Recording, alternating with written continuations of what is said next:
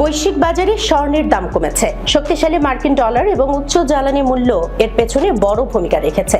একই সঙ্গে যুক্তরাষ্ট্র ও ইরানের মধ্যে স্থবির হয়ে থাকা আলোচনাও বিনিয়োগকারীদের অনিশ্চয়তায় রেখেছে।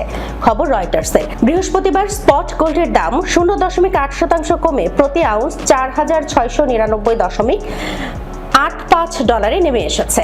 একই সময়ে জুন ডেলিভারির জন্য মার্কিন স্বর্ণ ফিউচারও 0.8% কমে দাঁড়িয়েছে 4,716.20 বিশ্লেষকরা বলছেন, আন্তর্জাতিক বাজারে তেলের দাম $100 কাছাকাছি থাকায় মুদ্রাস্ফীতির আশঙ্কা বেড়েছে। এর ফলে সুদের হার দীর্ঘ সময় উচ্চ পর্যায়ে থাকতে পারে এমন ধারণা জোরালো হচ্ছে।